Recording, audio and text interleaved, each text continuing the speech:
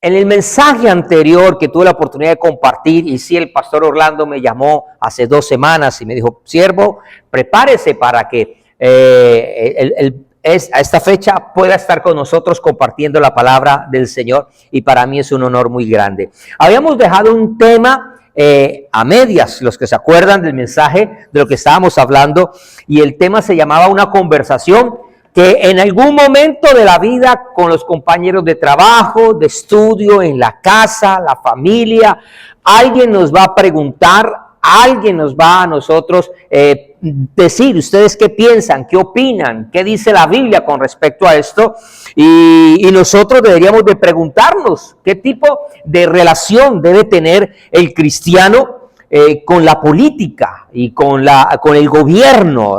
¿Hasta qué punto podemos indagar, estar de acuerdo, estar en desacuerdo, al mirar las leyes que se aprueban, lo que autorizan nuestros gobernadores, nuestros presidentes, las mismas alcaldías, al mirar todas estas cosas y miramos a la luz de la palabra? Nosotros necesitamos entonces tomar una decisión.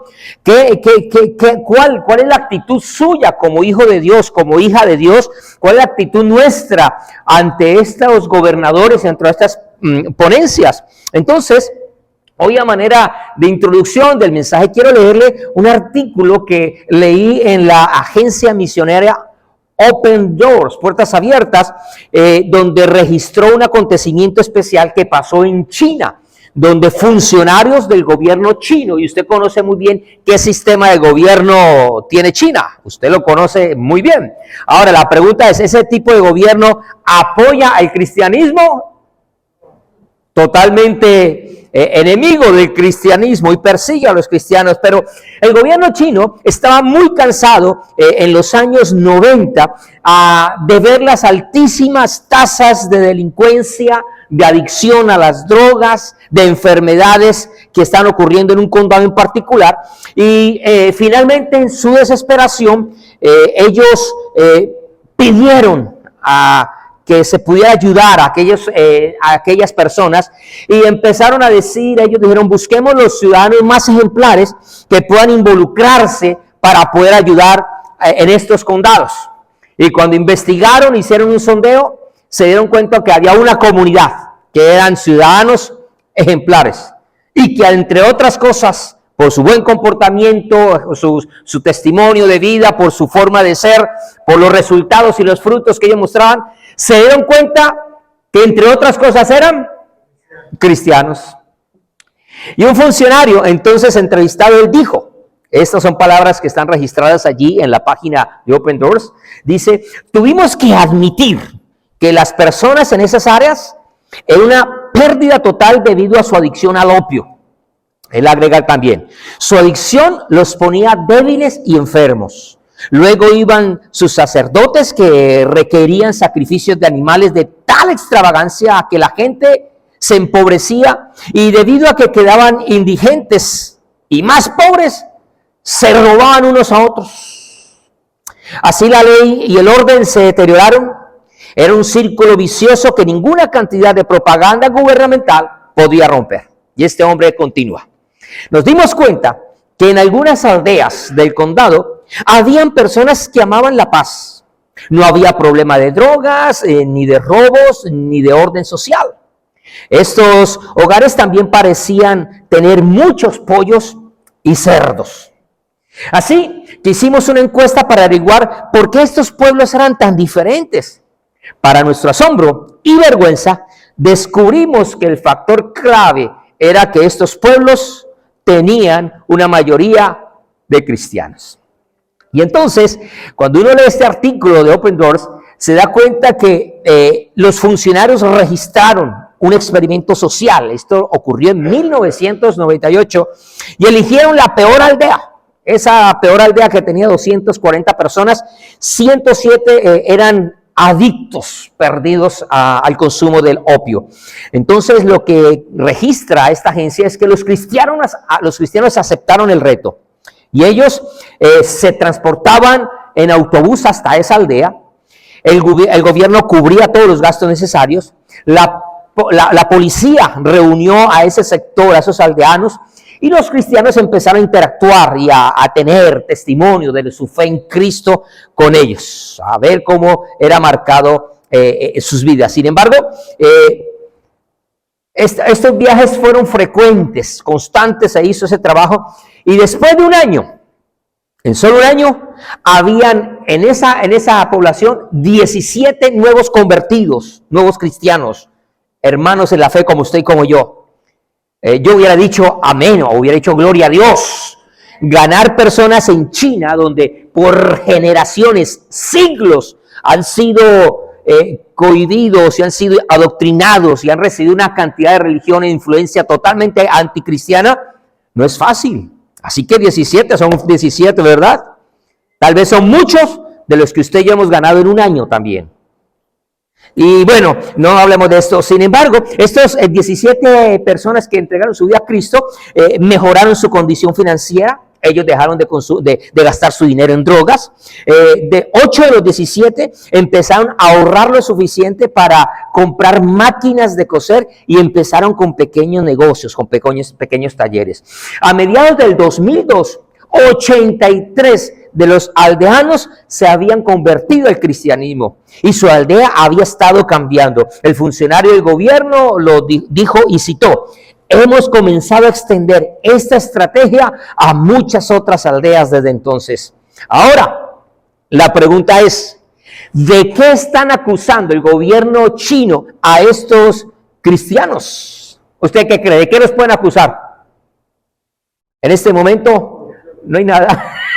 No hay nada. De las buenas obras están hablando, el fruto está hablando, sus vidas pacíficas, respetuosas a la ley y al evangelio, pues ha vuelto algo atractivo y lo bonito es que se han ganado almas para el Señor. Se cambió, se da cuenta que el opio fue cambiado por el evangelio convirtió a los infractores de la ley en ciudadanos ejemplares. Y ese cambio de vida cambió familias, que están cambiando una aldea, que están cambiando un pueblo, y ahora ese pueblo está afectando un condado, y quién sabe, de pronto pueden estar cambiando a su país. Ahora bien, habiéndole leído esto, quiero decirle que de nosotros como cristianos, se nos espera que vivamos una vida con unos estándares más elevados que los del común. Hubiera sido una buena oportunidad para decir amén. Dígale a la persona que está a su lado: el gobierno espera que yo esté por encima del ciudadano promedio. Ahora, esa es una gran demanda, es una gran exigencia. Y el apóstol Pedro, pues también está a punto de darnos enseñanzas con respecto a ese comportamiento que los cristianos de su tiempo, como hemos desglosado ya en algunos momentos aquí, en su carta él comienza a enseñar. Y tenemos que recordar que los cristianos del siglo I están muy fuertemente atacados, perseguidos, estaban confrontados aún con su fe. ¿Cómo? La respuesta, o la pregunta mejor, que tienen los cristianos y que nos hacemos de nosotros al leer la carta de Pedro es: ¿cómo enfrentar los abusos de Roma? ¿Cómo ver que estos emperadores y que estos líderes han estado levantando incrementando la persecución a los cristianos? ¿Cómo ellos han levantado más la seguridad?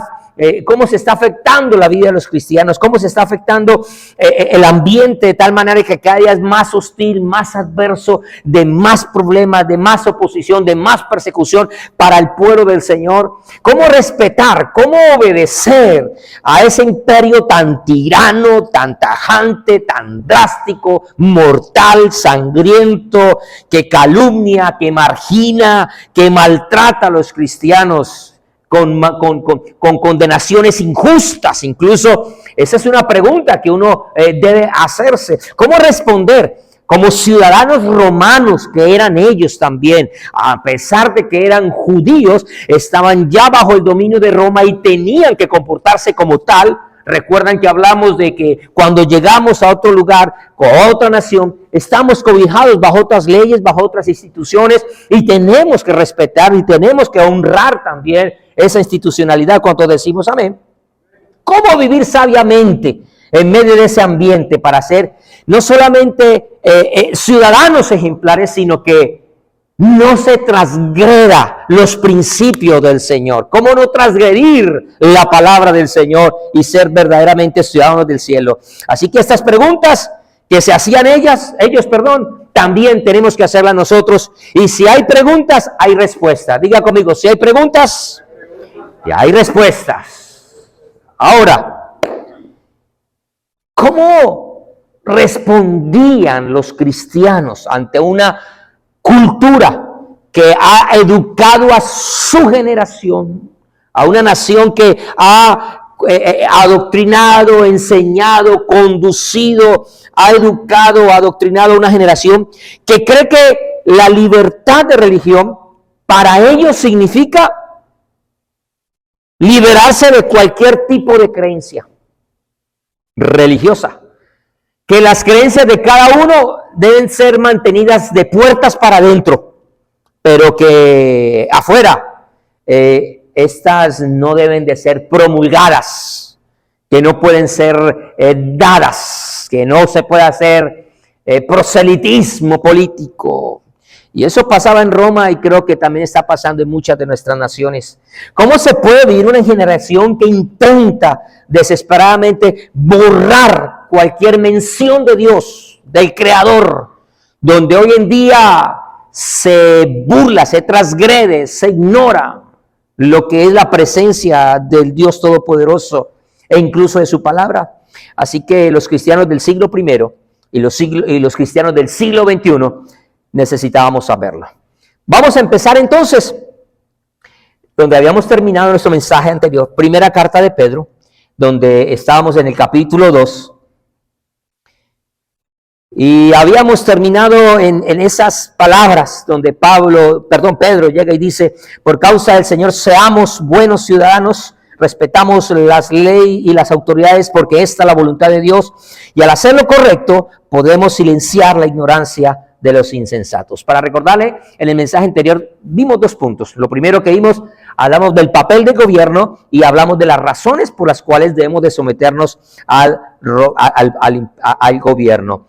Capítulo 2, vamos a leer el verso 13, porque ahora el apóstol Pedro nos va a dar recomendaciones, nos va a dar consejos, nos va a dar directrices con respecto a todas esas preguntas de cómo someterse a un gobierno que sabemos que es la voluntad de Dios, pero que no nos gusta, que es que todo lo que están haciendo, lo que están oprimiendo. Capítulo 2, verso 13 dice: por causa del Señor, someteos a toda institución humana, ya sea al rey como a superior, a los gobernadores como por él enviados, para castigo de los malhechores y alabanza de los que hacen bien.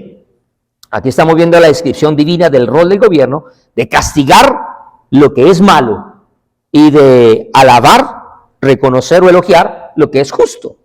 Y dice el texto: porque esta es la voluntad de Dios, que haciendo bien hagáis callar la ignorancia de los hombres insensatos. En otras palabras, viva usted como cristiano con la sumisión a la ley justa, de tal manera que haga callar a toda persona que levanten calumnias en su contra y que lo quiera ver hacer a usted como un traidor, como un rebelde y como un indiferente ante las personas.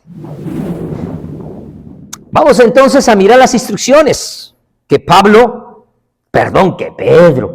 nos va a dar a nosotros como ciudadanos cristianos.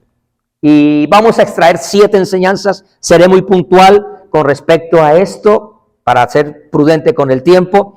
Y la primera de ellas, ¿qué instrucciones vamos nosotros a recibir del apóstol allí en esa carta? Desde el verso 13 en adelante, ahora miramos cómo Pedro empieza a desarrollar toda esa carta. Y ubíquese ahora en el verso 16, donde Pedro comienza diciéndonos que usted y yo debemos de actuar como personas libres. Qué bueno que usted viene con su Biblia, eso nos alegra.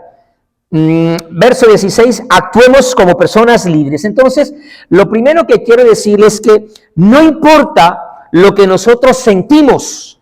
La realidad es que usted y yo somos libres. Dígale a la persona que está a su lado, mírele por favor, dígale, la realidad, dígale, la realidad está por encima del sentimiento. La realidad está por encima del sentimiento. Cuando Pedro nos dice como libres, y lo resalto allí, nos empieza a enfocar en la condición que usted y yo tenemos. Quiero animarle a entender que no importa qué tan restrictivo o qué tan represivo sea el gobierno o la cultura donde Dios a usted le haya puesto, le haya asignado para vivir, nunca olvide que la realidad, en la realidad en la cual usted está y que en medio de esa adversidad usted es libre. Piénselo de esta manera. Usted ha sido libertado de la condición y del juicio de todas las penas del pecado que había en su contra. Eso da un motivo para uno ser agradecido con Dios por su sacrificio, el entender que somos libres por su amor y su misericordia. ¿Cuántos decimos amén? Somos libres, según lo que nos dice Pedro en la carta a los Romanos, que usted y yo hemos sido libertados del pecado. 6:18 de Romanos. Si usted mira también lo que Pablo enseña a Colosenses 1:13, usted puede apuntar, dice que Cristo nos ha librado de la potestad de las tinieblas y nos trasladó al reino de su Hijo amado, en quien tenemos redención por su sangre y tenemos el perdón de los pecados. Pero también Juan el apóstol nos dice, casi gritándonos a nuestro espíritu, que si el Hijo os libertare, seréis verdaderamente ¿qué? Libres. Ahora, usted es un ciudadano que, a pesar de las cadenas que quiera el gobierno poner, usted es libre por la gracia del Señor. ¿Cuántos dicen amén? Que cualquier tipo de cadenas, cualquier tipo de atadura, cualquier tipo de persecución, cualquier tipo de opresión es algo que es temporal y pasajero, y que pronto serán reemplazadas esas cadenas por la gloria de la libertad que el Señor ha ganado en esa cruz para cada uno de nosotros. Cuando decimos amén. Usted no necesita, está diciendo Pedro, usted no necesita buscar libertad bajo una constitución, bajo unas leyes, bajo unas normas. Es más, yo me atrevo a decir que hay países que proclaman libertad y orden, por ejemplo. Y otros en sus constituciones y en sus leyes promueven los beneficios de la libertad. Y sin embargo, lo que ellos viven es cadenas y opresión. No son libres. Yo no sé si usted conoce este librito. Y no sé hace cuántos años vive usted aquí en este país. Este librito nada más y nada menos que la Constitución de este país. Así que este no es cualquier librito. Y yo no sé si usted ya lo leyó. Y llevamos tanto tiempo en este país y ¿sabe cuántas? Mire lo gordo que es la Constitución, mire lo gruesa que es la Constitución de los Estados Unidos. El librito de Colombia es más gordo. Algunos cuando lo saqué ni lo reconocía. Eso significa que no sabe que son solo 30 paginitas. Yo ya me lo leí, no estudié. Una cosa es estudiar. Y uno de sus encabezados, antes de entrar al primer artículo, habla de los beneficios de la libertad, de que cada ciudadano debe, en medio del deseo de buscar una nación perfecta, que es un buen reto, difícil, entre tantos ciudadanos, cómo lograr los beneficios de la libertad. Y entonces usted conoce que el mundo hace manifestaciones y el mundo sale a las calles y el mundo está exigiendo la libertad de opinión, por ejemplo, y la gente está buscando la libertad de expresión, y hay leyes que también en diferentes naciones apoyan este tipo de libertad, la libertad de circulación, la libertad de pensamiento, la libertad de conciencia, la libertad de religión, la libertad del derecho a la vida privada y son arengas, son pilares, son elementos que la sociedad y el ser humano reclama. Sin embargo, aunque miramos estas sociedades y aunque las constituciones de las naciones traten de promover, vemos unas minorías y una cantidad de personas que están buscando y proclamando ser libres en una libertad que difícilmente van a encontrar en cualquier refugio donde quieran permanecer. Efesios capítulo 1 es tajante, búsquelo en su Biblia. Pablo habla directamente y nos dice con referencia a Cristo: y Él os dio vida a vosotros cuando estabais muertos en vuestros delitos y pecados. No hay institución política, no hay constitución política de la nación que sea, no hay institución, no hay refugio aparte de la libertad que solamente el ser humano puede encontrar en Cristo Jesús. ¿Cuántos dicen amén? Aunque hablen de libertad, muchos de ellos están presos de sus pecados, de sus angustias, de sus miedos, de sus temores. Y si ellos no tienen esa libertad, y si las instituciones no tienen el prestigio de ser libres, difícilmente van a poder llevar a una persona a ser verdaderamente libre. Pero Pablo no se queda corto en las palabras y sigue en el verso 2 de Efesios capítulo 1 y nos enseña: ustedes en otro tiempo estuvieron, en los cuales anduvieseis en otro tiempo, siguiendo la corriente de este mundo, conforme al príncipe de la potestad del aire, el espíritu que ahora opera en los hijos de desobediencia, entre los cuales también todos nosotros vivimos en otro tiempo en los deseos de nuestra carne, haciendo la voluntad de la carne y de los pensamientos, y éramos por naturaleza hijos de ira, lo mismo que los demás. Pero Dios, que es rico en misericordia, ¿cuántos dicen amén?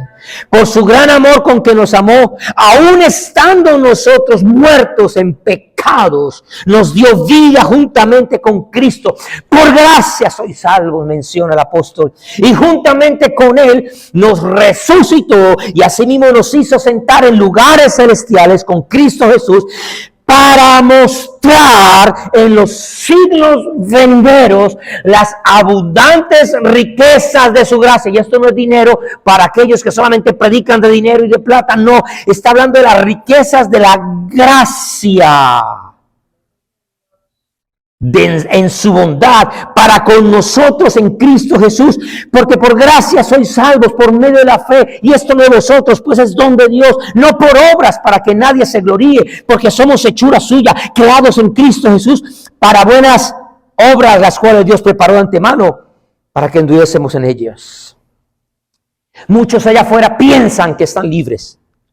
Muchos de allá se pintan la cara, se ponen atuendos, salen con banderas, proclaman. Muchos abren las redes sociales, piensan que están libres. Y la verdad es que ante los ojos del Creador están llenos de maldad, de iniquidad, de pecado. Están condicionados y no son libres.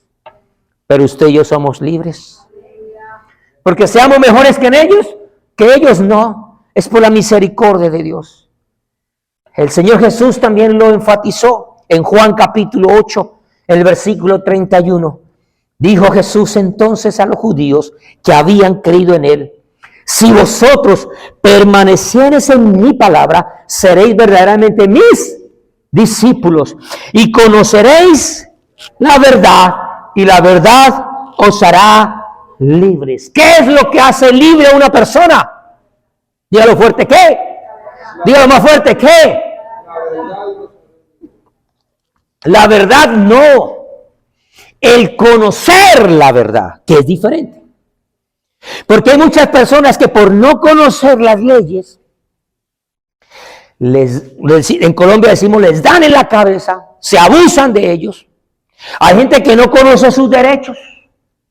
Hay gente que a veces vive en momentos de dificultad, de adversidad, incluso autoridades abusan de las personas porque la persona no conoce sus derechos. Por eso le animo a que si mucha gente anhela una ciudadanía o estar en una nación como esta, por lo menos debería de leer y conocer esto. Pero si alguien anhela una ciudadanía celestial, por lo menos necesita conocer la constitución del cielo, leer la palabra, conocerla. Esto no funciona porque usted traiga la Biblia en su cartera. Hay gente que es feliz con la cartera para arriba y para abajo, con la Biblia, la llevan. Como si fuera desodorante, la cargan bajo el brazo. Pero usted le pregunta a la Biblia, no sabe. Hay gente que solamente lee la Biblia los domingos cuando viene a la iglesia. Y eso que a veces no la traemos. Si no se les proyecta, no se sabe. Pero sabemos de novelas, sabemos que Shakira le pusieron los cachos, que el Piqué hizo lo otro, que la semana pasada le entregaron un premio. De eso sí sabemos. Que la otra semana viene el concierto de fulano de tal, de eso sabemos muchas cosas. Pero de la palabra de Dios la desconocemos. Y por desconocerla no somos libres. Y conoceréis la verdad, y la verdad os hará libres. Le respondieron, linaje de Abraham somos. Ahí salieron los judíos, ahí salieron los hebreos. ¡Ah! No necesitamos eso, nosotros somos judíos del pueblo escogido. Y sacan pecho, yo soy ciudadano de tal. Y los judíos es un pueblo especial. ¿Cuántos dicen amén? ¿Amamos a Israel? Amén. ¿Amamos a México? Esta semana estuvo de aniversario México, estuvo en su libertad. ¿Oraron por México? ¿Oraron por su país? Claro que los amamos. Pero mire cómo ellos responden. Y somos del linaje de Abraham. Y jamás hemos sido esclavos de nadie. ¿Perdón? Hasta el momento en que están hablando con Jesús face to face, los judíos no habían sido esclavos de nadie.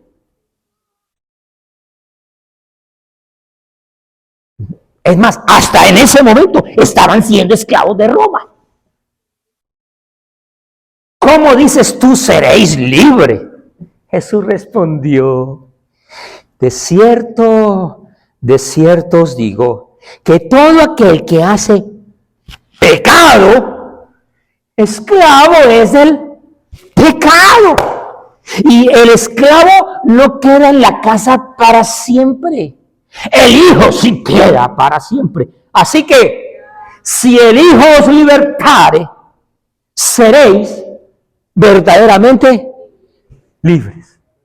Ahora, la religión ha sido tan, la palabra sería atrevida o osada, que se ha dado el papel y la autoridad de dividir los pecados en categorías. Y entonces la religión afuera hasta tiene 7 pecados que son capitales: la soberbia, la avaricia, la lujuria, la ira, la gula, la envidia, la pereza. Un día le dije a un amigo, oiga hermano, deje tanta pereza, que la pereza es la madre de todos los vicios. ¿Y sabe cómo me respondió? Me dijo, pero madre es madre y hay que respetarla. La religión ha dividido el pecado en 2 categorías: los pecados mortales y los pecados veniales, o los que son leves. No es lo mismo asesinar a una persona que decir una mentirita por ahí, una mentirita rosadita, blanquita. Eso, yo dije una mentirita, y esa es leve, esa es venial. No es lo mismo que asesinar. Eso dice la religión. Sin embargo, ha habido una mala interpretación, una incorrecta interpretación de lo que es el pecado. Y ese pecado nos puede llevar a una eternidad separados de Dios y a una eternidad de condenación en el infierno. Diga conmigo, la realidad está por encima del sentimiento. Por eso es que Pedro les está enfatizando, sí, están viviendo momentos duros, difíciles, pero ustedes Ustedes no se vean así. Ustedes son libres. Así que cuando usted vea una ley que por ahí promulga el gobierno, que alguien está queriendo anticiparse, que creen que ellos tienen la voz más fuerte, que esa imposición está prevaleciendo, que como que ellos son los que están ganando la batalla y nosotros como cristianos la estamos perdiendo. Pedro nos enseña: tengan ustedes la correcta percepción que son ustedes, no ellos, los que son verdaderamente libres. ¿Eso no le da a usted un buen respiro de saber que somos libres? Que el pitazo final no ha sonado. Y mientras el árbitro no pite, hay posibilidad de empatar el partido. Así la cuenta se esté en 10-0 en contra nuestra. ¿Alguien puede decir amén? El segundo consejo que extraemos ahí de la carta de Pedro es que no debemos usar esa libertad para vivir descontroladamente. Ahora, si leemos ahí el verso 16, él llega y afirma y dice: como libres, pero no como los que tienen libertad como pretexto para hacer lo malo. Aquí debe salir. Así que, me pasé al número 3. Aquí está. Subraya en su Biblia: no como los que tienen la libertad como pretexto para hacer lo malo. ¿Sabe que la palabra que está traducida ahí como pretexto es la palabra griega eleuteria? Y esta palabra se relaciona con el hecho de tener un velo o una cubierta que se pone sobre un objeto que alguien está tratando de ocultar con intención, querer tapar algo intencionalmente. Pero también lleva a la definición de tener una máscara. En otras palabras, lo que está diciendo Pedro allí es: no esconda su pecado detrás de la máscara de la libertad cristiana. En otras palabras, Pedro lo que nos está diciendo a nosotros es: no ocultes tu pecado detrás de un vocabulario religioso de la libertad cristiana. Por eso hay grupos que dicen que ellos están en la gracia y salvos, para siempre salvos, y se les permite hacer y deshacer porque al final ya fueron salvados.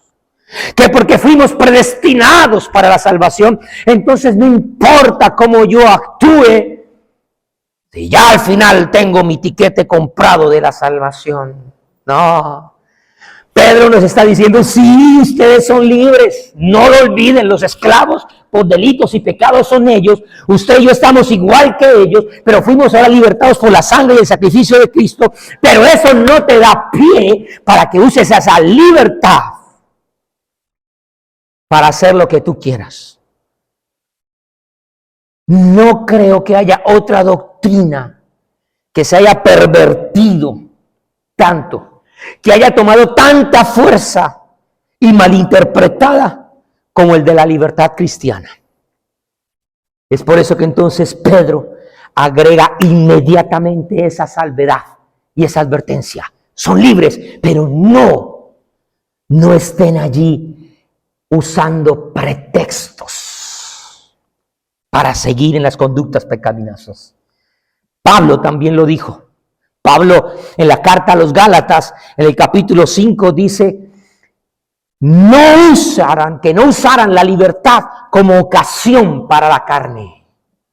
Pedro va a advertir a los creyentes en esta segunda carta también sobre el hecho de que hay personas que prometen libertad a otros, pero que en realidad están esclavizadas a la corrupción. Usted puede apuntar el capítulo 2, verso 18 de la segunda carta que Pedro también escribe.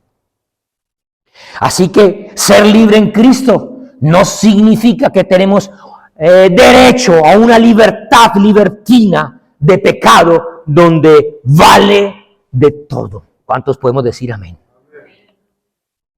En la iglesia de Corinto se había entendido bien el mensaje de que había libertad. Y ellos empezaron a vivir en esa libertad, pero empezaron a descuidar y pasaron al otro estado, que es el estado del libertinaje. Y entonces ellos crearon un eslogan y decían: todo me es lícito, todo me es lícito, todo me es lícito. Y entonces Pablo, con la sabiduría del Señor, escribe a los corintios y le dice: sí, todo es lícito, pero no todo conviene. ¿Cuántos dicen amén? Un teólogo comentó sobre este texto diciendo que nuestra libertad en Cristo no significa que somos libres de hacer lo que nos gustaría hacer. Significa es que somos libres de hacer lo que debemos de hacer. En español latino, muy escueto, el cristianismo no es para hacer lo que se nos dé la voluntad. Sí, el ser cristiano no nos da pie a ello. Y como tenemos entonces abogado con el Señor, como dicen los religiosos, el que peca y reza, empata. Pues si me porté mal, voy el domingo a la iglesia, pido perdón de rodillas y ya la regué. Puedo empezar la otra semana listo para volver a hacer lo que yo quiera. Por eso hoy, cuando los veía llegar, a mí me da alegría verlos. Cuando vi a Mirellita llegar, yo estaba orando: ay, falta Mirellita, oremos. Cuando ella llega, ay, me dio alegría. Porque es que qué bonito poderlos volver a ver y encontrar. ¿Cuántos decimos amén? Pero usted se imagina que lleguemos el próximo domingo, o que ustedes lleguen el próximo domingo y Claudia no venga, yo tampoco. Y bueno, debe estar en otro lado. Pero el segundo, al domingo siguiente, tampoco. Y ahí damos, cuando preguntan, no, resulta que Daniel, contesta Claudia, Daniel sufrió tal cosa, se fue, el Señor se lo llevó. ¿Quién está exento de esto? Nadie. La sangre del Señor me guarda y estaré aquí en la tierra hasta que el Señor diga, amén. Si él la otra semana me quiere mandar a llamar, es: venga, mijo, para acá, ¿qué puedo decir yo? Tengo que estar listo. Yo no puedo llegar y decir: ay, no, pues, como el que peca y reza, estaba esperando el domingo. Espere, Señor, espere que no es domingo, tengo que llegar el domingo a ponerme a cuentas contigo. No, eso no se puede. Ahora, la pregunta es aquí: ¿cuántos de nosotros pecamos? Levante la mano. Every day, día tras día, momento a momento. ¿Cuántos pecamos con la esposa, con el esposo? En el trabajo, en la calle. Necesitamos entonces entender que somos libres, pero no para hacer lo que queramos. La tercera instrucción que Pedro está dando es que hemos sido liberados para el objetivo, con el propósito de ser total y absolutamente dominados por Cristo. Y si nosotros leemos entonces el verso que él coloca allí, en el mismo verso 16 que estamos mirando, ahora subraye el final de ese verso. Dice: como siervos de Dios. Diga conmigo: yo soy libre, pero esclavo. Ahora, la palabra que Pedro está utilizando allí en el griego para siervo, lo hemos mencionado aquí, es la palabra doulos, esclavo. Me gusta más la palabra esclavo. Esto representa el nivel más bajo de servidumbre que en el mundo grecorromano existía. Sin embargo, entonces, para los creyentes en Cristo de ese tiempo, era un honor, era un privilegio poder describir esa gloriosa y gozosa y preciosa libertad al saber que estaban bajo el absoluto dominio de Cristo. ¿Sabe que hay dos paradojas que encuentro allí? Por un lado, una paradoja, no parábola, una paradoja del cristianismo. ¿Cuál es esa paradoja? El saber que usted y yo hemos sido libertados de la esclavitud del pecado y de la muerte solo para convertirnos en esclavos de Jesucristo.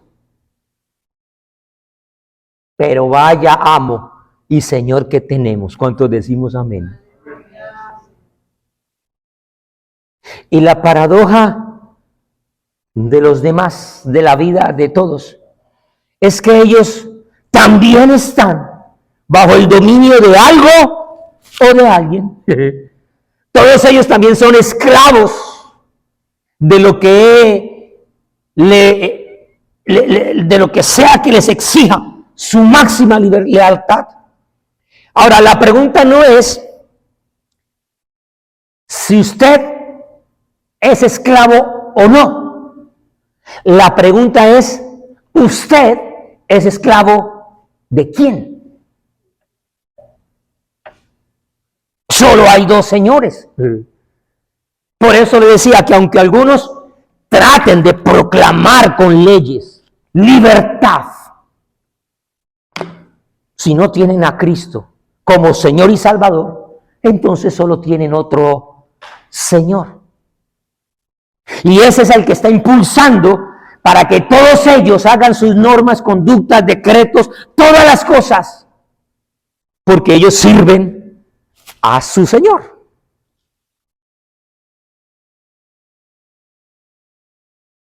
¿De quién eres esclavo? Sería la pregunta. ¿Será que tú eres esclavo de tu propia voluntad?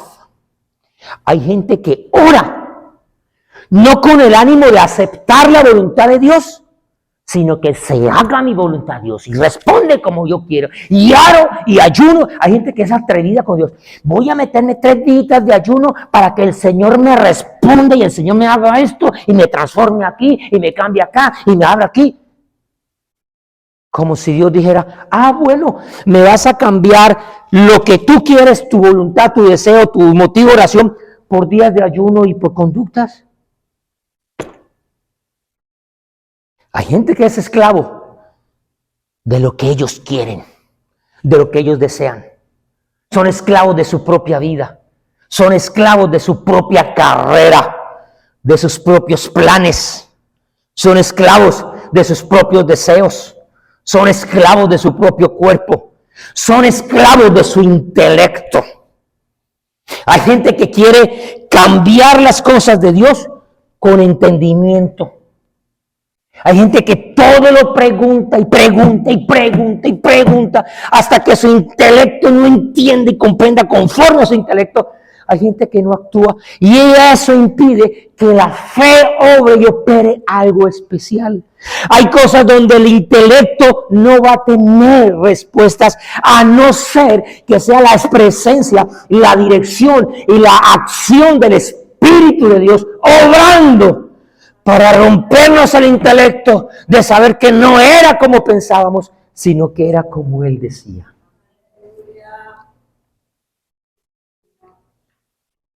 ¿Quién te domina a ti? ¿Será que por el contrario somos esclavos bajo el absoluto dominio de Cristo? Ahora, si es así, Él nos va a dar entonces vida a nuestra vida. ¿Cuántos dicen amén? Él nos va a dar su voluntad en nuestra carrera, en nuestros trabajos, en nuestras acciones, en nuestros deseos, en nuestro deseo, en nuestro cuerpo. Y es Él el que domina sobre todo. Ahora, Pedro está implicando que los esclavos de Cristo son mejores ciudadanos. Diga por favor, amén. Los siervos del reino de Dios producen el mejor servicio a los reinos de la tierra.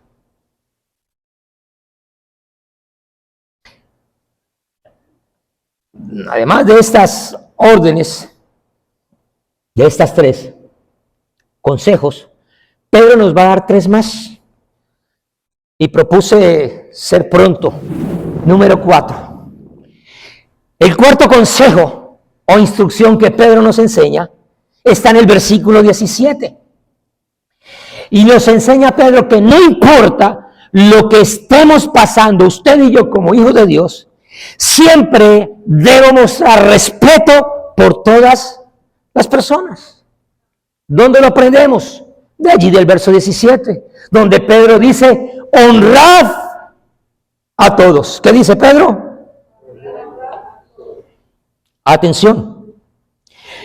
Pedro no está diciendo, honren todo lo que los seres humanos hacen. No. No está diciendo, honren las obras que todos hacen. No está diciendo, aplaudan todo lo que la gente haga. ¿Usted ha escuchado ese término de que yo no soy nadie para juzgar? ¿Sí lo ha escuchado? ¿O ha escuchado hermanos que dicen, hermano, usted no juzgue, porque el que juzga es Dios? Y entonces, ¿por qué el apóstol Pablo dice frases como, hijitos, ustedes que son espirituales, juzguen lo espiritual?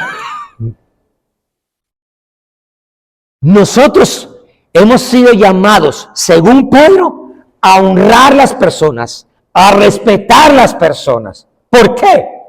Porque aún el mismo Santiago nos enseña a nosotros que todos los seres humanos fueron creados a imagen de Dios. Toda persona hay que respetarla. A toda persona hay que honrarla. Por eso es un grave error cuando grupos minoritarios nos señalan a nosotros y nos dicen, ustedes son racistas, ustedes son anti tal. ¿Y cómo se llama a aquellos que se oponen por la identidad de género, que no les aceptamos, que no les aplaudimos, que no les aprobamos? ¿Cómo nos llaman a nosotros? ¿Ustedes son qué? Racistas con las razas. Pero cuando no les aplaudimos, nos dicen cantidad de frases que no amamos a la comunidad de las consonantes, que no amamos a X y Y personas. No, amamos porque entendemos que ellos fueron creados a imagen de Dios. La palabra que Pedro está utilizando aquí es la palabra timao. Y esa palabra significa que hemos de tratarlos por lo valiosos que ellos son. Tengo la autoridad para decirle hoy desde el altar a aquellos que en las redes dicen que nosotros amamos a la comunidad LGBT y a cada joven y cada jovencita que está allí. Los amamos. Son valiosos. Que fueron creados a imagen de Dios, sí. Que Dios los ama con amor eterno y murió por ellos, sí. ¿Cuánto decimos amén? Pero sus obras nos llevan a entender que así como nuestras obras también, porque no somos mejores que nadie, somos criaturas mortales, débiles, llenas de errores y tomamos malas decisiones. Ninguno dijo amén. Respetamos a todo ser humano. Necesitamos respetarlo. Porque Dios los creó conforme a su propósito. Y tienen un valor inherente y eterno. ¿Cuántos dicen amén? ¿Sabe que esta palabra, timao, que utiliza Pedro, es la misma palabra que utilizó Cristo, nuestro Señor Jesucristo, en Mateo capítulo 15, cuando dice, honren a padre y madre. ¿Usted cómo honra a papá y a mamá? Pues esa misma palabra y esa misma actitud es la que usted tiene que tener con todo ser humano. Honrad a todos. No los trate egoístamente. No los maltrate. No los deseche. Y no los use para usted obtener sus propios beneficios y mucho menos beneficios financieros.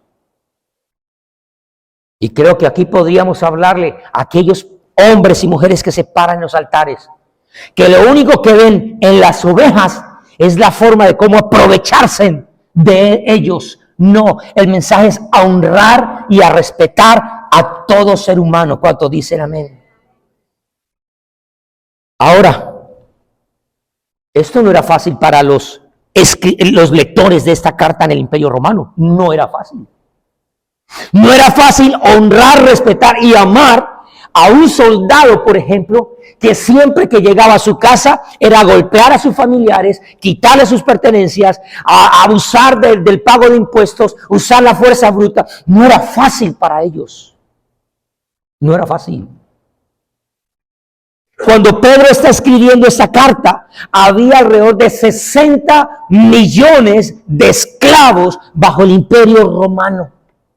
O sea que el ambiente era totalmente hostil. La vida era barata. Para ellos esa vida no tenía valor, no era de gran dignidad. Los únicos que tenían buena vida eran los privilegiados del imperio. Pero además, eran sencillamente esclavos. Y el Evangelio tiene que cambiar la perspectiva de los lectores de la carta. Y el Evangelio empieza a transformar. De tal punto que, así también como Pablo le dice a los dueños de los esclavos que si tenían un esclavo, tenían que tratarlo como hermano. Eso no era fácil. Mire, diga conmigo, el Evangelio cambió las cosas y las cambia a una perspectiva totalmente exponencial, dinámica y radical. Antes se decía ojo por ojo, el que a hierro mata, eso decía. Pero ahora la ley cambió las cosas. Que si David y Goliat no hubieran estado registrados en el Antiguo Testamento, en la ley, sino ahora en el Nuevo Testamento, David tenía que poner la mejilla para que Goliat le golpeara.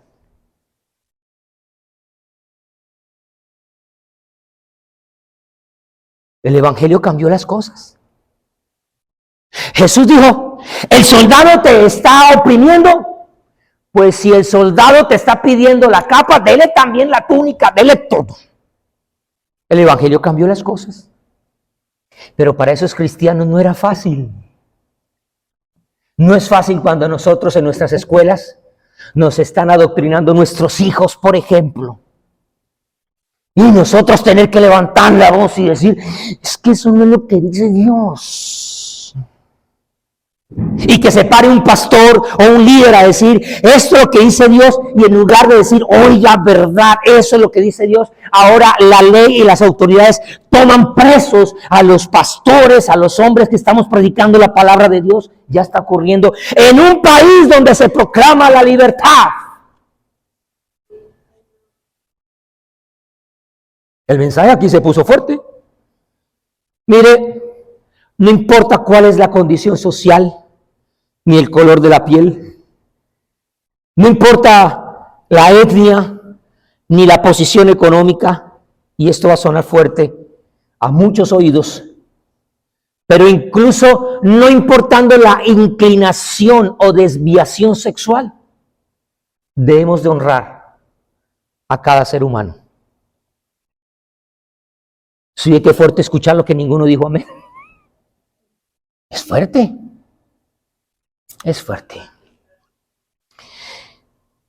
Es el mundo en los días de Pedro y aún en nuestros días deben saber que cuando conocen a un cristiano van a conocer a una persona que muestra respeto por todos, o en su lugar de trabajo, o en su oficina, o en el salón de clases, en el vecindario, pase lo que pase.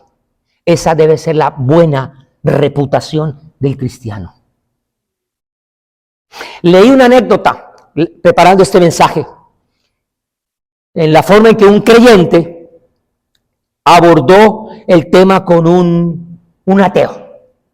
El filósofo y profesor de Oxford llamado Jonathan Glover, ateo.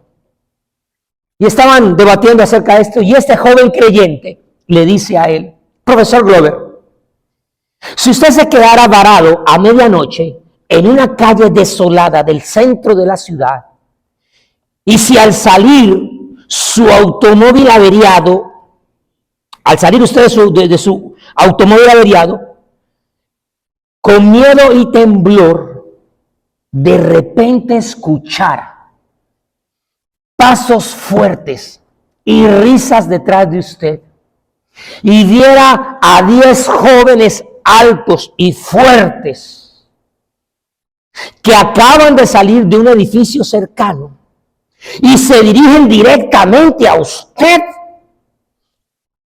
¿le importaría saber o no que ellos estaban saliendo de un estudio bíblico?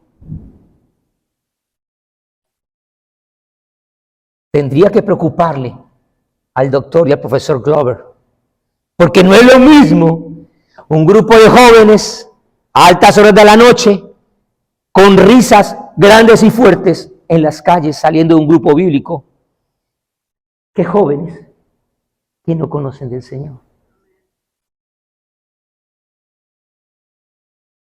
¿No cree que haría una diferencia? El teólogo Edmund Hibbert, haciendo un comentario del Nuevo Testamento, dijo que este mandamiento por sí mismo, el de honrar, es suficiente para acertar un golpe mortal a cualquier tipo de conflicto racial. No tratamos a nadie con desdén y desprecio, sino con respeto y dignidad.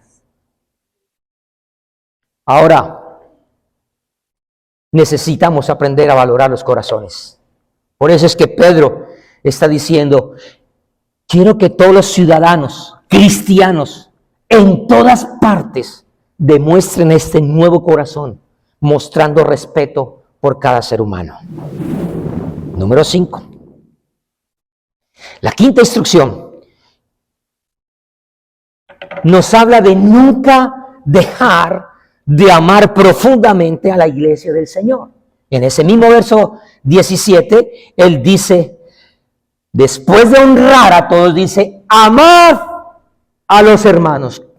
¿Qué hay que hacer con los hermanos? A los hermanos se aman.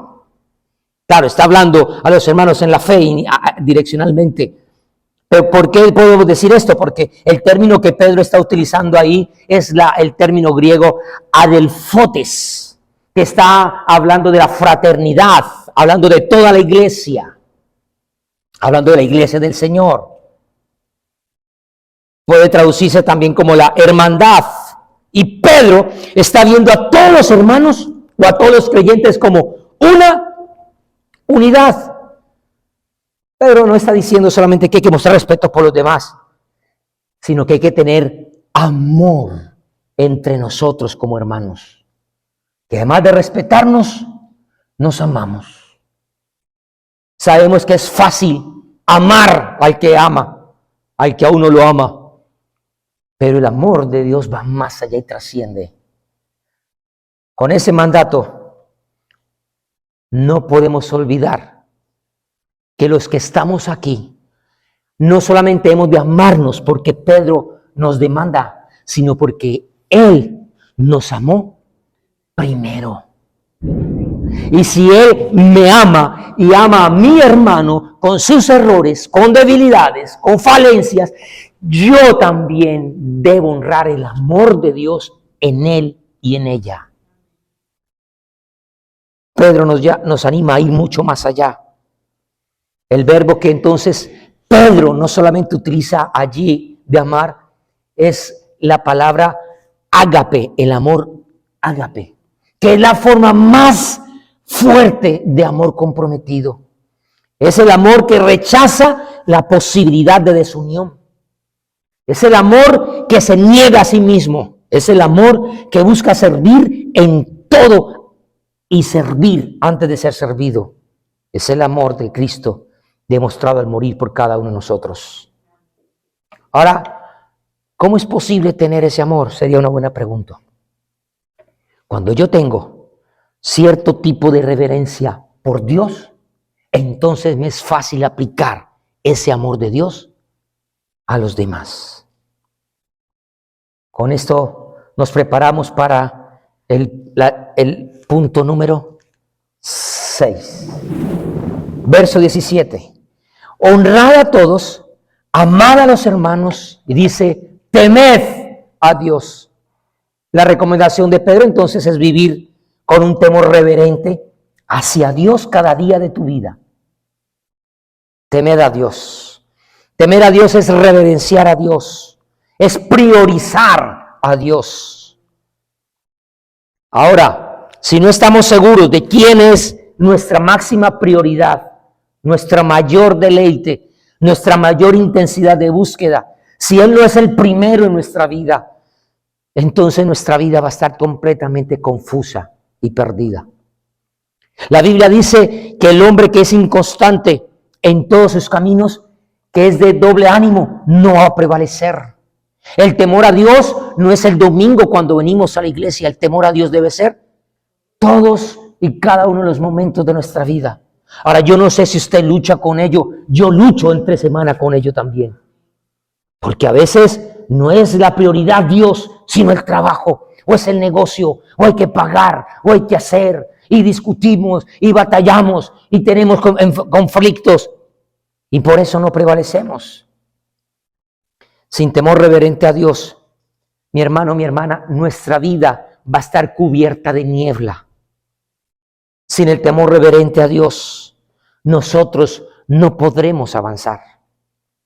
Así que Pedro está usando esta palabra de una manera firme, presente y constante. Dice, temer es algo que hay que hacerlo ahora. En otras palabras, no se detenga, no pierda nunca el temor a Dios. Porque en cualquier momento, mi amigo, su voluntad, su deseo, su prioridad puede prevalecer por encima de lo que el Señor quiere que usted y yo vivamos. ¿Cómo se teme al Señor? Sería una pregunta. Déjeme darle 3 características de poder conocer a una persona que teme a Dios. Primero que todo, es una persona que tiene hambre de leer, de estudiar y de escudriñar la palabra de Dios. Diga conmigo, leer. Diga, estudiar. Diga, escudriñar. ¿Se acuerda cuando yo le dije que ayer me fui a una biblioteca y saqué? Yo podía haber buscado esto en PDF y le hubiera podido colocar usted allí la imagen de la Constitución de los Estados Unidos. Pero ¿por qué me tomé el trabajo de ir y buscarla? Apenas la pude. ¿Se acuerda cuando le dije qué fue lo que hice con estas 30 páginas? La leí. Hubo un momento donde yo empecé a leer que el Senado de la Constitución y para ser elegido y una cantidad de cosas y que en caso que no esté y que el presidente, y me tocó devolverme porque no entendí. Yo no soy abogado. Cierto que las cosas jurídicas son complicadas y hablan a veces unos términos que uno, y son 30 páginas que lo hicieron el pueblo, we the people, nosotros el pueblo. Pregunta para la ciudadanía, ¿no? ¿En qué año se hizo la Constitución de los Estados Unidos? En 1700. Con este lenguaje tan sencillo nos complicamos. Ahora imagínense con la palabra de Dios, que hay términos y cosas que no entendemos. Por eso le animo no solamente a leer la palabra de Dios, le animo a estudiar la palabra de Dios, que es otra cosa. Y le animo a escudriñar. Porque es que muchos cristianos solamente se conforman con hacer su devocional y entonces oran sus 10, 15, 20 minutos y leen su versículo diario y ya, cree que lo hizo. No, eso no es. Temor a Dios no es solamente leer, es ir más allá, es profundizar. Por eso fue que David dijo, bienaventurado el hombre que teme a Jehová y en sus mandamientos se deleita en gran manera. ¿Dónde está eso? En el Salmo 112, en el verso 1. En el Salmo 119, no se preocupe, no lo vamos a leer todo. Pero el Salmo 119, algunos se asustaron o no lo entendieron, es porque no comprenden que el Salmo 119 es el capítulo más largo de toda la Biblia. Pero en el versículo 103 dice, cuán dulces son a mi paladar tus palabras, más que la miel a mi boca. Así que el que teme al Señor desea la palabra de Dios. ¿Cuántos dicen amén? Para decirlo de otra manera, realmente no estás temiendo al Señor a menos que estés leyendo, estudiando y escudriñando la palabra del Señor. Pero el temor a Dios es más que leer la palabra. Puedo decir que el temor a Dios se muestra cuando existe el deseo impetuoso de aplicar la verdad de la palabra de Dios. O sea, cuando decimos manos a la obra. David dice en el Salmo 128, bienaventurado todo aquel que teme a Jehová, que anda en sus caminos. Salomón, su hijo, lo expresó también de una manera maravillosa en Proverbios. Dice, el que camina en rectitud, teme a Jehová. Así que la palabra de Dios no es solamente para tenerla en el intelecto, es para tenerla en las manos y tenerla en los pies. ¿Cuántos decimos amén? Pero en tercer lugar, una persona que teme al Señor es la que pone su confianza única y exclusivamente en la palabra de Dios. Dígale a su hermano que está a su lado, confía más en la palabra de Dios. David, nuestro hombre que nos está enseñando de cómo temer al Señor, escribió en el libro de los Salmos, en el 147, David dice, se complace Jehová en los que le temen y en los que esperan en su misericordia. David establece entonces esa relación entre el temor de Dios y en el esperar en las promesas y la provisión del Señor. Hay personas que están esperando una respuesta de Dios, pero no se deleitan en la palabra para aceptar la voluntad de Dios. Así que póngase de pie, por favor, para terminar en nuestro séptimo consejo. Les recuerdo cada uno de ellos. El primero, no importa cómo se sienta, usted es verdaderamente libre. Número 2, para los que tomaron apuntes, nunca use esa libertad con libertinaje, como usted quiera y sienta, sino que use esa libertad para vivir para el Señor. Por eso vamos al tercero. El tercero es que si ha sido libertado, es solo para ser dominado por Cristo. Ahora, pase lo que pase, muestre respeto por todos. Y además de eso, no olvide amar profundamente no a su iglesia, sino a su iglesia. Ay, porque es que yo amo al Centro Bíblico Internacional en Kendall, son mis hermanos. Pero es que esos hermanos de allá que son más bullosos, los que trancan la ciudad, los que gritan, los que no gritan, los que saltan, los que no, esos no me caen tan bien. Pues esos también son hijos del rey.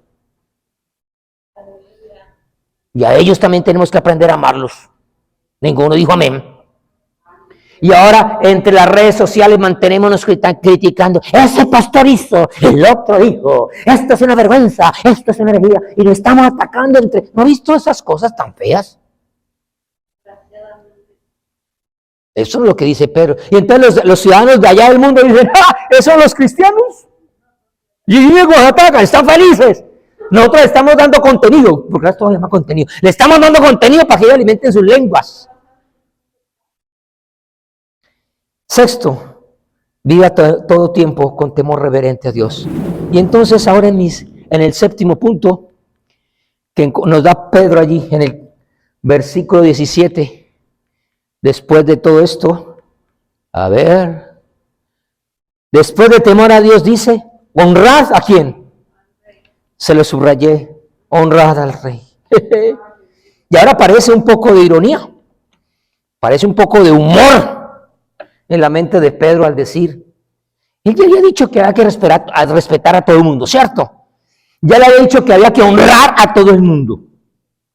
Pero él se devuelve y dice, y hay que honrar al emperador, a ese que está dando las órdenes de matar cristianos, a ese hay que honrarlo. Ese que mandó la orden y que dio la orden para que su papá fuera muerto y asesinado por ser cristiano, a ese señor usted tiene que honrarlo. En otras palabras, hay que honrar al presidente.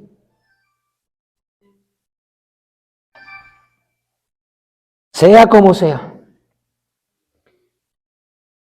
Pedro sabe qué está diciendo cuando se devuelve ahí a hablar de eso y dice, ¡Ey! No se vayan. No dejen fuera. Hay que honrar al rey. No lo olviden. Vuelve a hacer énfasis. ¿Por qué? Porque Pedro entiende que ese gobernante que está allí fue designado, fue comisionado y fue ordenado por Dios para que Dios cumpliera su cometido. Así él piense que se está llevando toda la gloria y que él está haciendo prevalecer su cometido.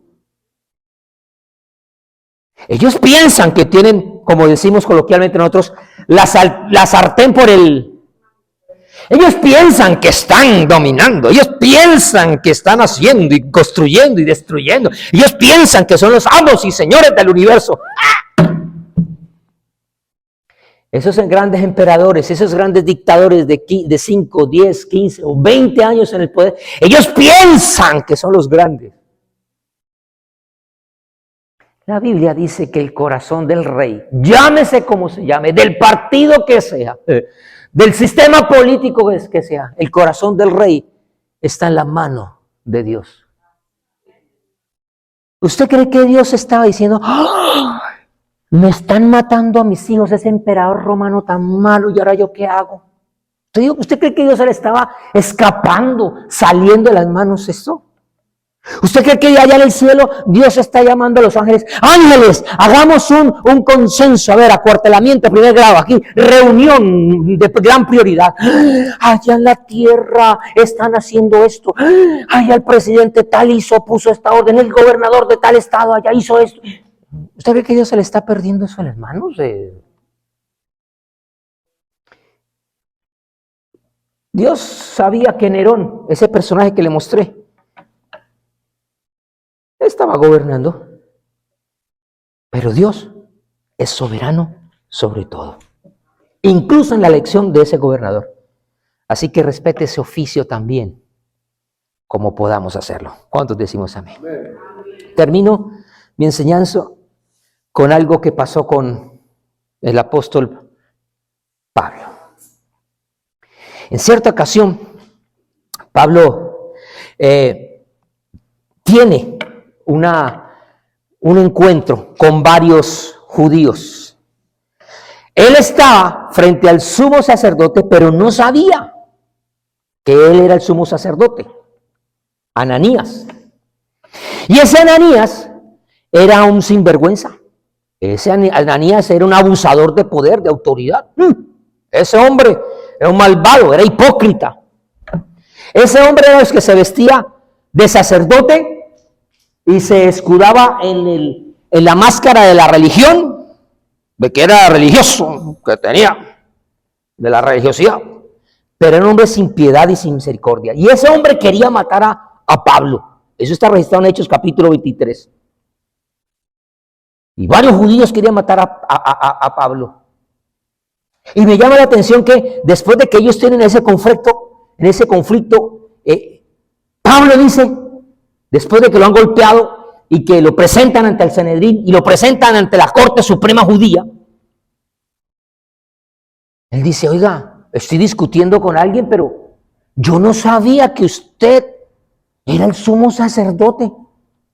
En otras palabras, me llama a mí mucho la atención eso, porque usted recuerda que entre todo pueblo de Israel, todos vestían de la misma manera, todos tenían la misma túnica, todos tenían los mismos colores, excepto los levitas que tenían una túnica totalmente diferente, y entre los levitas había uno que tenía una vestidura totalmente diferente. ¿Quién era?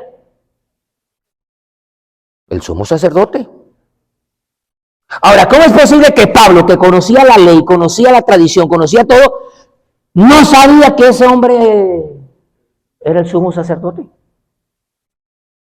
¿No le llama a usted la atención? Con toda la inteligencia de Pablo. Pablo una lumbrera. Después de Cristo, wow, Pablo es una eminencia. Tal vez este hombre no tenía la vestidura sacerdotal. Tal vez en este momento Ananías no tiene el pectoral, ni el efod, ni la mitra, no tiene nada de esos atuendos. Está como del común. Y cuando tiene esa disputa, Pablo dice, ¡ay! Yo no sabía, pero así usted no tenga vestidura, usted es el sumo sacerdote y yo no puedo contrariar, yo no puedo contender, yo no puedo injuriar. Porque escrito está, no maldecirás al príncipe de tu pueblo, hablando del sumo sacerdote. En esta ocasión Ananías no pudo salir vestido con vestidura religiosa, pero aunque no tenía la vestidura religiosa, tenía que tener respeto hacia ese personaje. ¿Cuántos dicen amén? ¿Y sabe qué hace Pablo? Pablo no grita, ¡ah, pero es que usted, Ananías, es un sinvergüenza! Usted es una... No.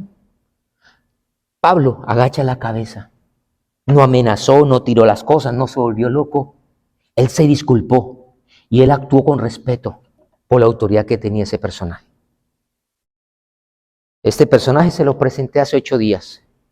Un hombre que sirvió a un rey como Nabucodonosor. Malo. Pero Daniel respetó su posición. Daniel después sirvió delante del rey Belsasar. Un hombre malo. Y aún así, Daniel le sirvió. Y Daniel sirvió a un tercer rey como Darío. Otro gentil. Después de que lo arrojaran a los leones, a los fosos de los leones, Daniel le sirvió. Y al final, tanto Nabucodonosor como Darío llegaron a reconocer la gloria y la majestad de Jehová. No lo hizo Belsasar. No todos van a convertirse. Quisiéramos que todos nuestros gobernantes se convirtieran. ¿Cuántos decimos amén? Pero por lo menos él pudo influenciar a 2. Y estos 2 reconocieron que solamente Dios es el Dios vivo y verdadero. Así que tenemos consejos para vivir como cristianos. No piensen que estamos perdiendo la batalla. No piensen que en nuestros colegios ellos ganaron terreno y no van a rendir cuentas delante de Dios. Lo van a rendir. Y usted, señor gobernador o emperador o presidente o rey o jefe de oficina que abusa de los cristianos, tendrá que rendir cuentas delante de Dios.